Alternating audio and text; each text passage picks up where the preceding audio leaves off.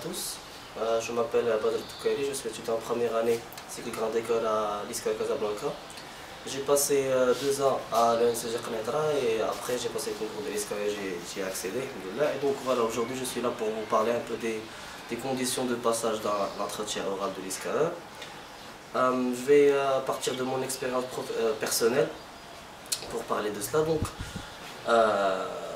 voilà, vous attendez dans une file et après on appelle votre nom et vous rentrez. La première chose c'est que vous vous asseyez, vous saluez le jury et les membres du jury se présentent. Donc la première chose à faire c'est de ne pas stresser devant le panel qui se présente devant vous parce que souvent les membres du jury ce sont des experts comptables, des DG, des directeurs de grandes structures et donc voilà. Même si vous êtes seulement un candidat pour passer un entretien oral, vous devez de garder votre sang-froid et de rester zen devant l'expérience et la compétence des gens qui se présentent devant vous. Après, c'est la question classique, qui êtes-vous, pourquoi l'ISCAE, pourquoi pas, pour les gens qui sont issus de prépa, pourquoi pas la France, pourquoi pas des écoles à l'étranger, quel est votre projet professionnel, et tout ce genre de questions. Le conseil que j'aurais à vous donner, c'est que vous devez d'orienter votre entretien de la manière dont vous voulez et c'est à vous de guider votre entretien, non pas à vous d'être guidé. Par exemple, je vous donne une simple illustration. Par exemple, pour mon cas, on m'a demandé quels sont mes loisirs et donc j'ai commencé par dire que j'écrivais, que je jouais du basket, mais j'ai fini par parler du débat.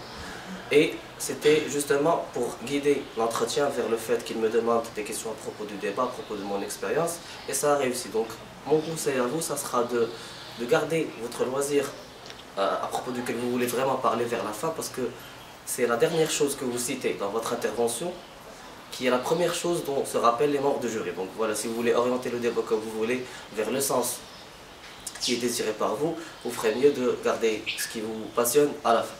Après, les loisirs et ce que vous aimez faire, votre projet professionnel, il y a des questions de culture générale, les chiffres locaux dans le Maroc, les chiffres à l'étranger, le PIB, des chiffres à propos de l'économie, etc. Après, ce sont des questions plus personnelles sur plutôt vos connaissances théoriques. Par exemple, quelles sont les caractéristiques types d'un bon manager, quel est pour vous quelqu'un qui a un esprit visionnaire, etc. Et par la suite, ce sont des questions un peu plus personnalisées. Par exemple, on m'a posé la question, quelles sont les valeurs par rapport auxquelles vous serez intarissable dans votre job, c'est-à-dire quelle est la chose que vous ne tolérerez jamais quoi qu'il arrive. Et donc voilà, vous pouvez parler de mérite, vous pouvez parler de mensonges, vous pouvez parler de plein de choses. Et voilà, le conseil que j'aurais à vous donner par rapport à la globalité de l'entretien, c'est de ne pas stresser, surtout ça on le dit tout le temps, mais voilà, ne stressez pas, soyez zen, soyez sûr de vous, ne mentez pas, restez donc très vigilant par rapport à ce que vous dites. Et il y a des fois où les membres du jury commencent à parler entre eux et ils essaient de vous déconcerter avec ça, mais soyez encore plus déconcertants que les membres du jury.